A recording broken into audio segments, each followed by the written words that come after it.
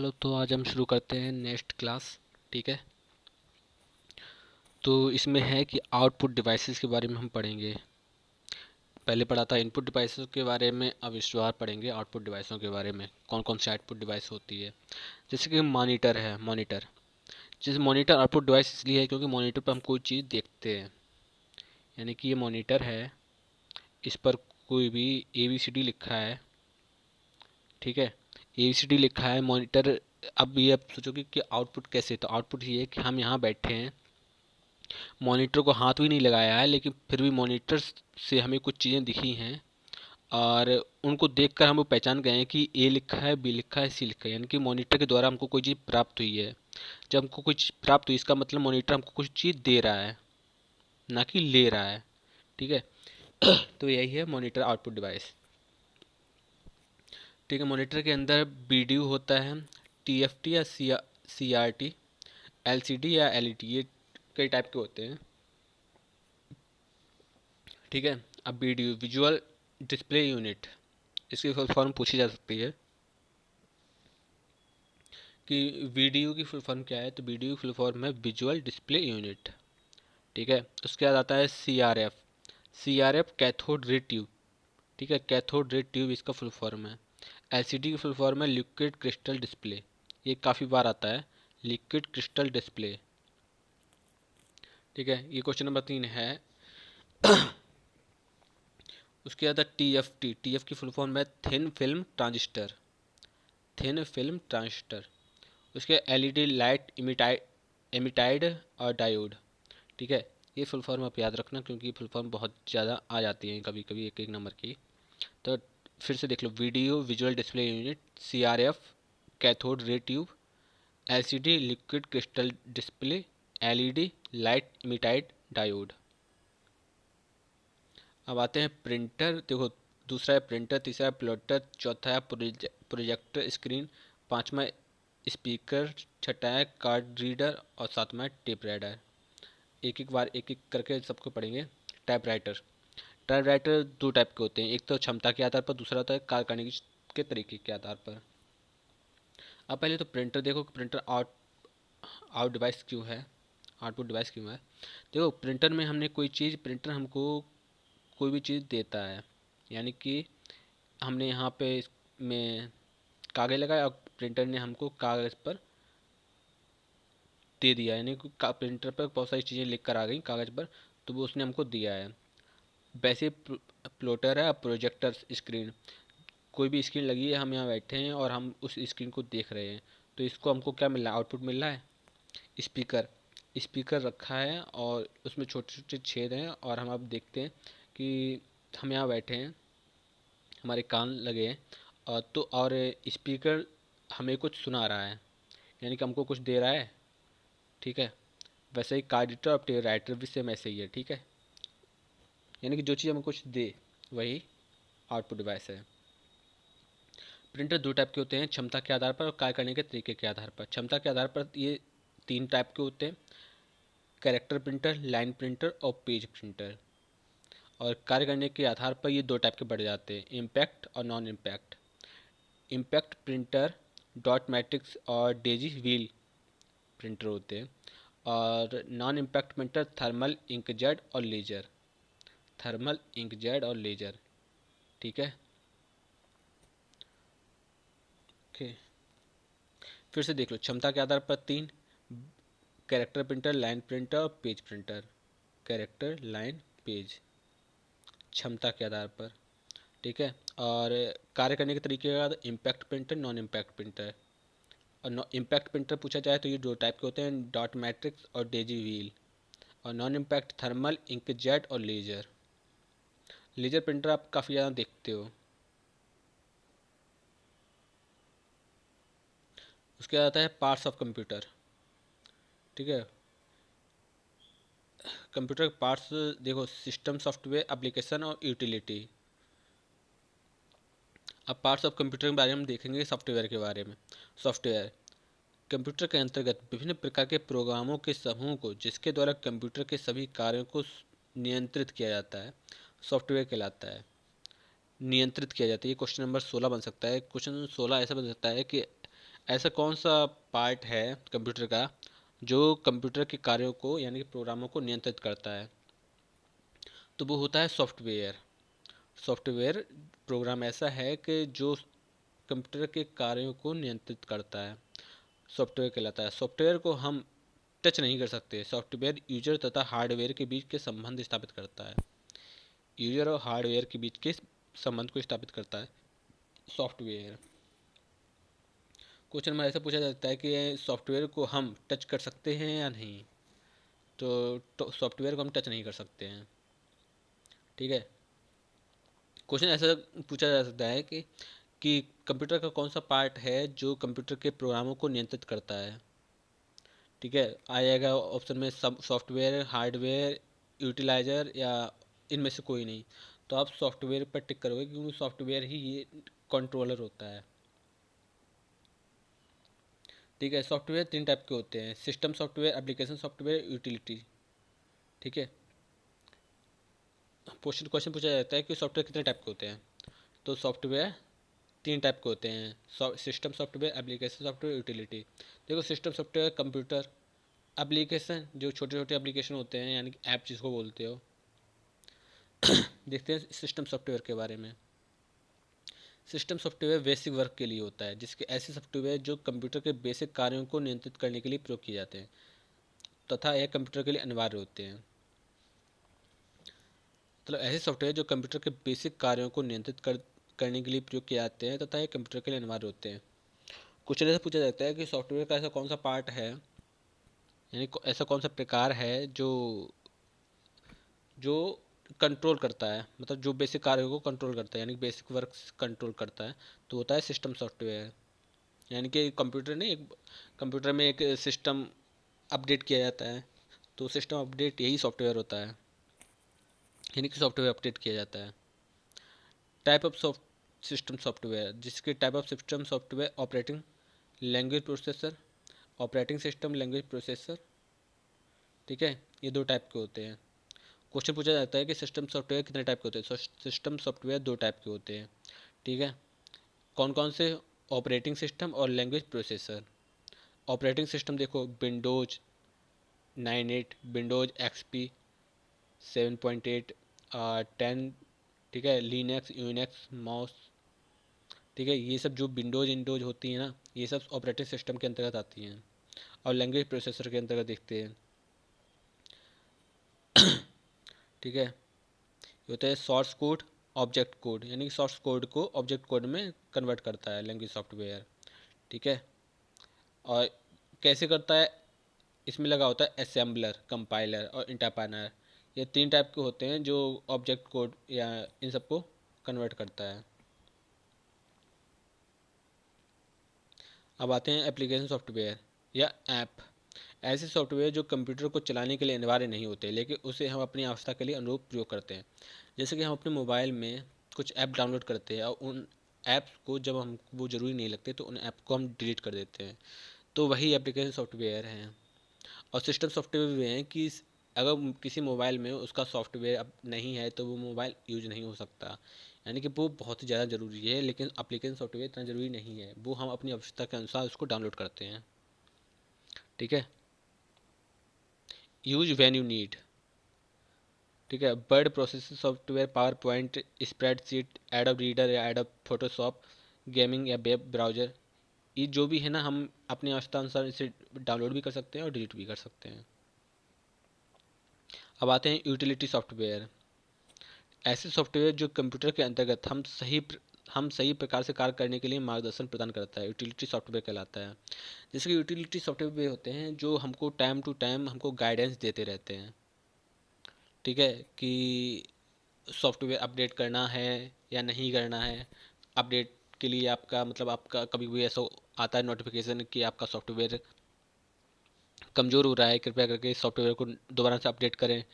जैसे कि अब कभी कभी ऐसा आता है कि आपके मोबाइल में कोई वायरस आ गया है या आपके कंप्यूटर में कोई वायरस आ गया है, कृपया करके वायरस को डिलीट करें। ठीक है, ये सब चीज़ें यूटिलिटी सॉफ्टवेयर के अंतर्गत आ जाती हैं। तो यूटिलिटी सॉफ्टवेयर को एज अ गाइडेंस सॉफ्टवेयर भी कह सकते हैं। ठीक है, इसके एग्जाम्पल हैं एंटीवायरस। आपने बहुत सुना है एंटीवायरस के बारे में। Backup program, disk driver, booting program. कभी कभी ऐसा होता है ना कि हमारा जो मोबाइल है ना वर्क नहीं कर रहा है, तो हम या तो उसको रिफ्रेश करते हैं या रिस्टार्ट करते हैं या फिर बूट पर लगा देते हैं, जिससे कि सारे के जो भी एप्लीकेशन और सॉफ्टवेयर है ना वो सब धीरे धीरे करके बूट करके अपने अपने तरीके से एकदम सही से हो जाए। मतलब जो भी उसमें प्रॉब्लम आ रही है ना वो अपने आप ही ठीक हो जाए। तो वो होता है बूटिंग प्रोग्राम के अंतर्गत आता है। अब आते हैं हार्डवेयर। कंप्यूटर का वह हिस्सा जिसे हम टच कर सकते हैं और जो भाग यूजर के साथ सीधे संपर्क बनाता है हार्डवेयर कहलाता है। जैसे कि हार्डवेयर है कंप्यूटर का जो ऊपर का पार्ट, ढांचा बोल सकते हो, या जो स्टील का प्लास्टिक का जैसा भी हो, वो हार्डवेयर है। यानी कि इसको हम टच कर सकते हैं, उठा सकते हैं, ले जा सकते हैं, तोड़ भी सकते हैं, फोड़ भी सकते हैं, वो हार्डवेयर होता है।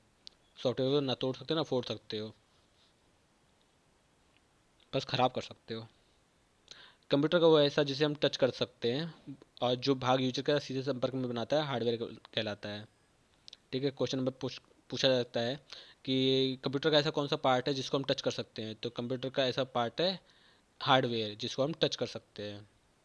जैसे कि monitor, printer, keyboard, mouse, joystick etcetera hardware हैं। या बोल सकते हो कि इनपुट और output device. Types of computer, कार्य करने की प्रकृति के आधार पर और साइज के आधार पर। देखो टाइप्स ऑफ कंप्यूटर यानी कंप्यूटर दो टाइप के होते हैं। एक तो कार्य करने की प्रकृति के आधार पर, दूसरा होता है साइज के आधार पर। अब कार्य करने की प्रकृति के आधार पर देखो, एनालॉग कंप्यूटर, डिजिटल कंप्यूटर और हाइब्रिड कंप्यूटर। देखो जो हमने पहले देखा था वो थे पार्ट्स ऑफ कंप्यूटर। ठीक है, सॉफ्टवेयर, हार्डवेयर और यूटिलिटी। लेकिन ये है टाइप्स ऑफ कंप्यूटर, वो है पार्ट, ये है टाइप। ठीक है, अब देखो analog computer, digital computer, hybrid computer.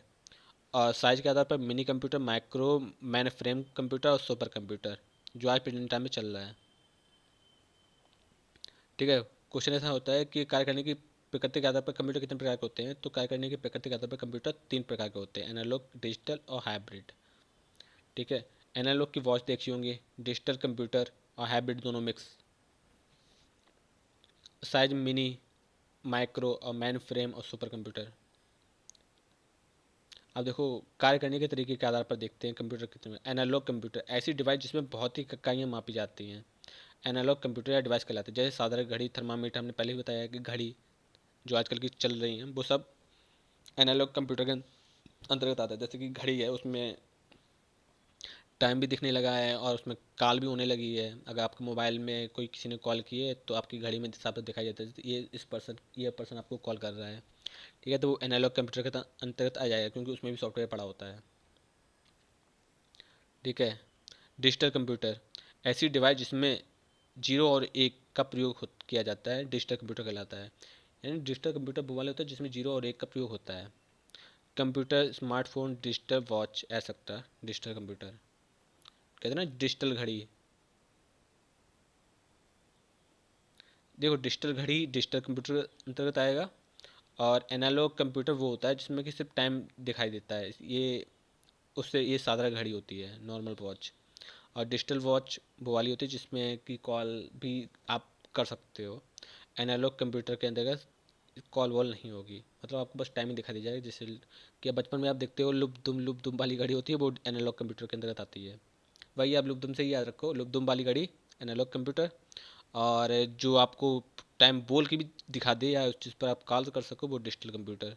और हाइब्रिड कंप्यूटर देखते हैं, ऐसी डिवाइस जिसमें डिजिटल तथा एनालॉग दोनों कंप्यूटर का प्रयोग होता है, हाइब्रिड कंप्यूटर कहलाता है। जैसे स्पीडोमीटर, ईसीजी मशीन एटसेट्रा। तो ऐसी डिवाइस जिसमें डिजिटल तथा एनालॉग दोनों कंप्यूटर का प्रयोग होता है, हाइब्रिड कंप्यूटर कहलाता है। तो ईसीजी आपने देखा होगा, एक मशीन होती है ईसीजी जो हृदय की धड़कनों को मापता है या उसको देखता है, वो सब हाइब्रिड कंप्यूटर के अंतर्गत आता है। क्वेश्चन में ऐसा पूछा जाता है कि ईसीजी किस कंप्यूटर के अंतर्गत आएगा, किस कंप्यूटर के टाइप के अंतर्गत आएगा, तो ईसीजी हाइब्रिड कंप्यूटर के टाइप के अंतर्गत आएगा।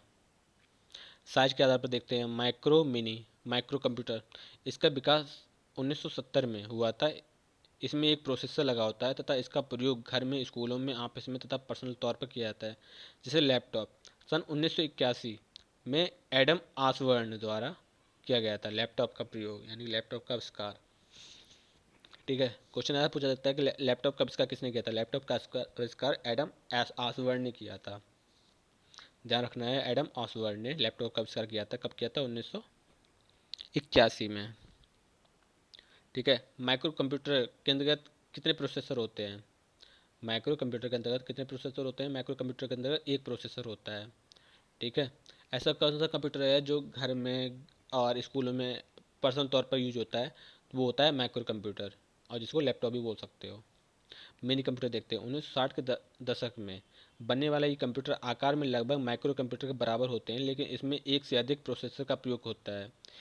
इसका प्रयोग बड़े संस्थानों, अनुसंधान केंद्रों, बड़े ऑफिस में किया जाता है। ठीक है। मिनी कंप्यूटर का मतलब, ये मिनी कंप्यूटर और माइक्रो कंप्यूटर लगभग साइज में सेम होते हैं, लेकिन यूज अलग अलग होता है। माइक्रो कंप्यूटर का प्रयोग आप पसंद कर सकते हो, लेकिन मिनी कंप्यूटर का प्रयोग आप अनुसंधानों, बड़े बड़े ऑफिसों में किया जाता है। ठीक है। और इसमें अधिक, एक से अधिक प्रोसेस होते हैं। ऐसा कौन सा क्वेश्चन आ सकता है कि एक प्रोसेसर वाला कंप्यूटर कौन सा है, साइज के अंतर्गत कौन सा कंप्यूटर आता है? ऑप्शन होगा कि micro computer, mini computer, hybrid computer या एटसेट्रा, मैन फ्रेम कंप्यूटर। तो आप टिक लगाओगे माइक्रो कंप्यूटर। माइक्रो कंप्यूटर का तो एक प्रोसेसर आता है, मिनी कंप्यूटर का अंतर्गत एक से अधिक प्रोसेसर का प्रयोग होता है। मैन फ्रेम कंप्यूटर, इस कंप्यूटर का प्रयोग आमतौर पर ऐसी जगहों पर किया जाता है जहां पर डाटा प्रोसेसिंग की आवश्यकता होती है, जैसे बैंकों में, रेलवे आरक्षण केंद्रों पर। क्वेश्चन पूछा जाता है कि बैंकों में और रेलवे आरक्षण केंद्रों पर कौन सा कंप्यूटर का यूज होता है? तो वहाँ पर होता है man frame computer. Super computer, इसका विकास 5वीं पीढ़ी में हुआ था। 5वीं पीढ़ी यानी कि जब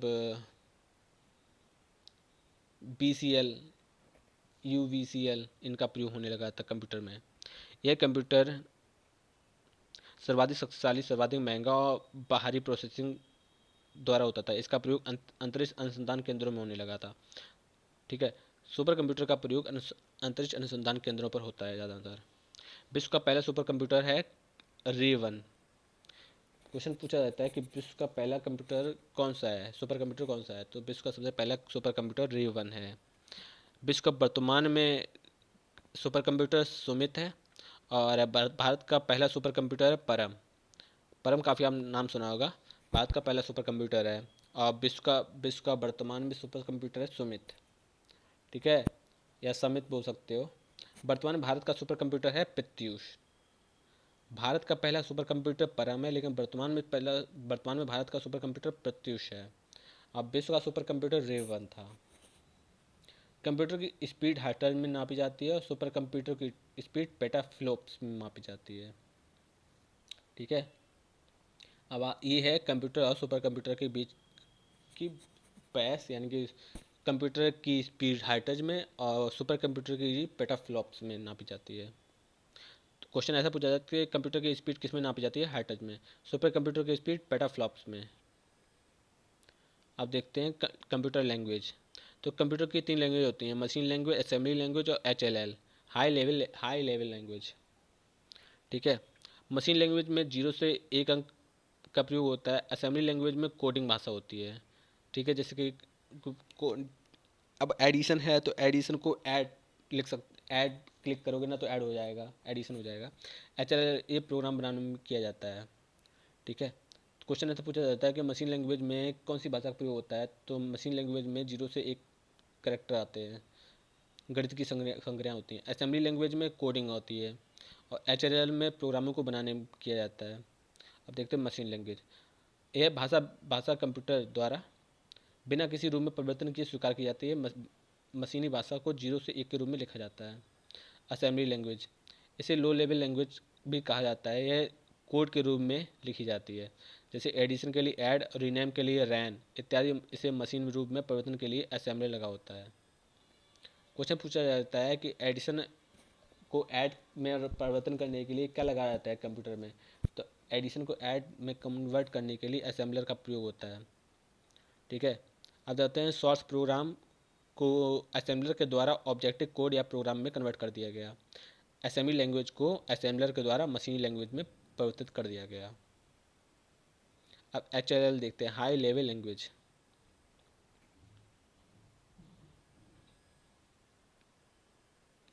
हाई लेवल लैंग्वेज, ठीक है, ये है थर्ड जनरेशन लैंग्वेज के नाम से भी जाना जाता है। मुख्य तौर पर प्रोग्रामों को बनाने में प्रयोग की जाती है।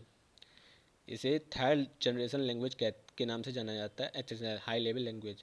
यह मुख्य तौर पर प्रोग्रामों को बनाने में प्रयोग की जाती है। कंप्यूटर में लगे हुए कंपाइलर इंटरप्रेटर द्वारा HLL को मशीन लैंग्वेज में परिवर्तित किया जाता है। कंपाइलर से मशीन लैंग्वेज बनाया जाता है। HLL का कंप्यूटर की संरचना, आंतरिक संरचना पर कोई प्रभाव नहीं पड़ता है। अब आते हैं फोर्ट्रैन, ठीक है, फॉर्मूला ट्रांजिशन। फोर्ट्रैन को फॉर्मूला ट्रांसलेशन बोल सकते हैं। इस भाषा का विकास 1997 द्वारा जॉन वेकस द्वारा किया गया था। क्वेश्चन पूछा जाता है कि जॉन वेकस ने कौन सी भाषा का प्रयोग किया था, तो जॉन वेकस ने फोर्ट्रैन लैंग्वेज का प्रयोग किया था। कब किया था? 1997 में। इस भाषा का प्रयोग वैज्ञानिक गणितीय सूत्रों का हल करने में किया जाता था। क्वेश्चन पूछा जाता है कि वैज्ञानिक गणितीय सूत्रों का प्रयोग किस लैंग्वेज में किया गया, तो फोर्ट्रैन लैंग्वेज में। Basic beginners all purpose symbolic interaction code, basic को नीप भी कहते हैं। 1964 में जॉन कैमनी ने बेसिक लैंग्वेज का प्रयोग किया था। इस भाषा का प्रयोग प्रारंभिक रूप में भाषा का ज्ञान कराने के लिए प्रयोग किया जाता था। यानी कि कंप्यूटर की शुरुआत, यानी कि उसकी जो बेसिक लैंग्वेज है ना, ठीक है, बेसिक लैंग्वेज के प्रयोग के लिए ठीक है, बेसिक लैंग्वेज का प्रयोग किया गया था। यानी कि उनको पहले उसकी नींव बता दो, वो अपने आप घर बना लेंगे। कोमल कॉमन एल्गोरिथमिक लैंग्वेज, मध्यम स्तर के छात्रों का प्रयोग किया जाता था, के लिए प्रयोग किया जाता है। मध्यम स्तर के छात्रों द्वारा प्रयोग किया जाता था कोमल का। कोमल ही नाम से है, कोमल मतलब मध्यम स्तर के बच्चों के लिए।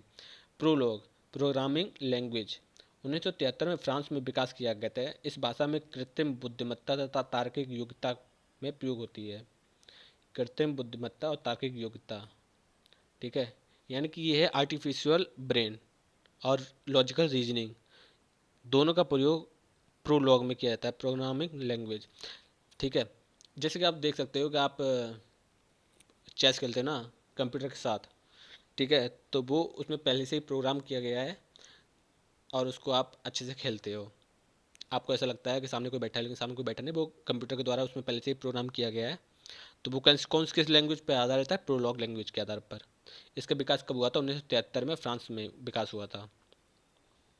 अब C++, डेनिस रिची आविष्कारक थे इसके। कौन है? Dennis Ritchie. C++, ठीक है। इस भाषा का विकास बेल लेबोरेटरीज द्वारा किया गया था। प्रोग्रामिंग भाषा यह भाषा अंग्रेजी भाषा से बहुत मिलती जुलती है। इसे प्रोग्रामिंग में इसे बहुत प्रयोग किया जाता है, C++, ठीक है। अब पास्कल देखते हैं। 1973 में स्विट्जरलैंड में निकोलस द्वारा किया गया था पास्कल लैंग्वेज का प्रयोग। इस भाषा के माध्यम से प्रोग्रामों को ट्रेनिंग दी जाती है। और इस पास्कल के अंतर्गत आते हैं जावा, लोगो, एल्गोल और कोबाल। कोबाल का मतलब है common business oriented language. COBOL का प्रयोग कॉमन बिजनेस ओरिएंटेड लैंग्वेज, ठीक है। उम्मीद है आपको आ गया होगा, एक बार फिर से देख लो।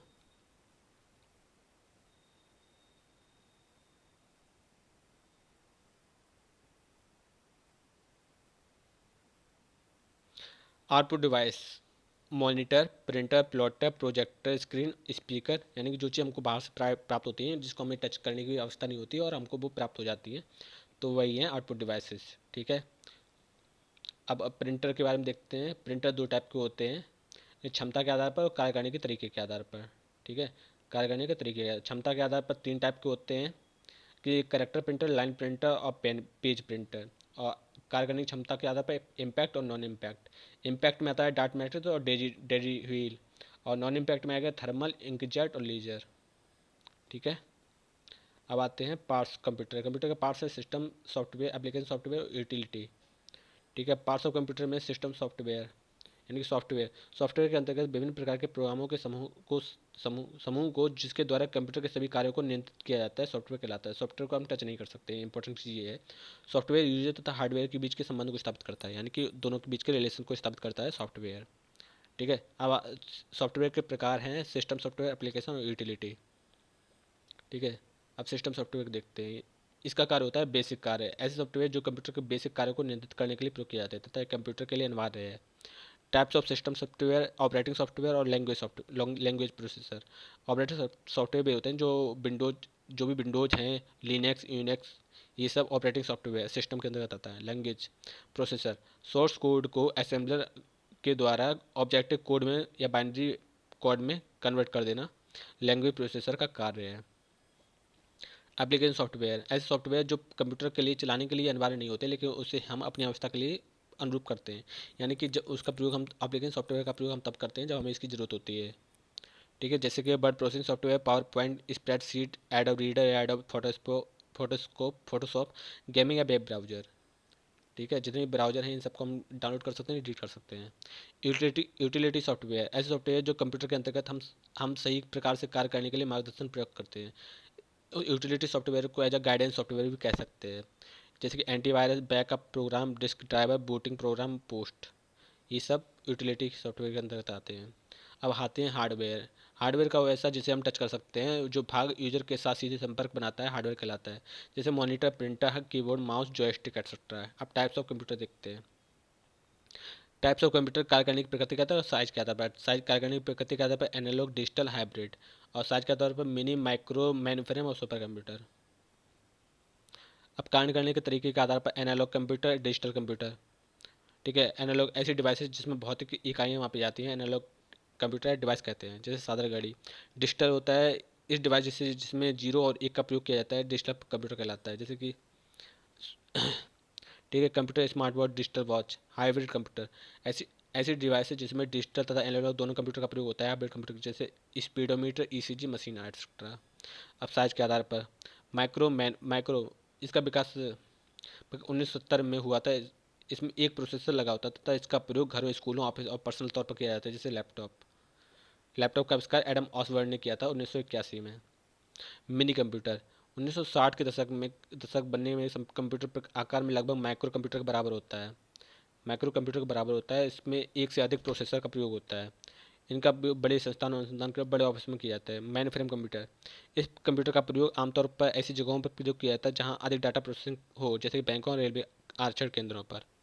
सुपर कंप्यूटर इसमें ये 5वीं पीढ़ी का कंप्यूटर है। एक कंप्यूटर सर्वाधिक शक्तिशाली, सर्वाधिक महंगा और महंगी प्रोसेसिंग मल्टी यूजर वाला होता है। इसका प्रयोग अंतरिक्ष अनुसंधान केंद्रों पर किया जाता है। विश्व का पहला सुपर कंप्यूटर री 1 है। विश्व का वर्तमान कंप्यूटर सुमित है। और भारत का पहला सुपर कंप्यूटर परम था और वर्तमान में भारत का सुपर कंप्यूटर प्रत्युष है।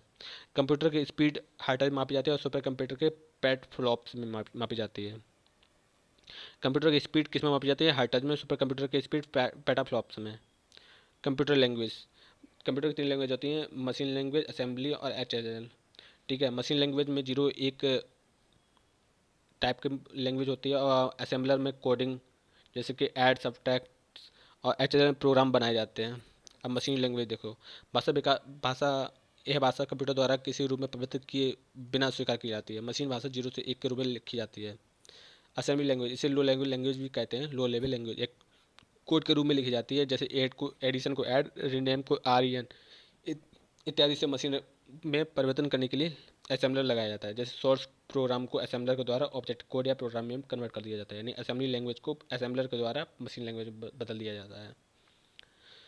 अब हाई लेवल लैंग्वेज इसे थर्ड जनरेशन लैंग्वेज के नाम से भी जाना जाता है। मुख्य तौर पर प्रोग्रामों को बनाने में उपयोग की जाती है। कंप्यूटर में होने वाले कंपाइलर इंटरप्रेनर द्वारा HLL को मशीन लैंग्वेज में परिवर्तित कर दिया जाता है। HLL का कंप्यूटर के अतिरिक्त आंतरिक संस्थानों में काफ़ी कोई प्रभाव नहीं पड़ता है, यानी कि आंतरिक जो इंटरनल स्ट्रक्चर है ना HLL का कोई प्रभाव नहीं पड़ता है। फोर्ट्रैन लैंग्वेज होती है, फोर्ट्रैन फॉर्मूला ट्रांसलेशन। इस भाषा का विकास सन 1957 में जॉन वेकस द्वारा किए गए थे। इस भाषा का प्रयोग वैज्ञानिक गणितीय सूत्रों के हल करने में किया जाता है। फोर्ट्रैन का प्रयोग।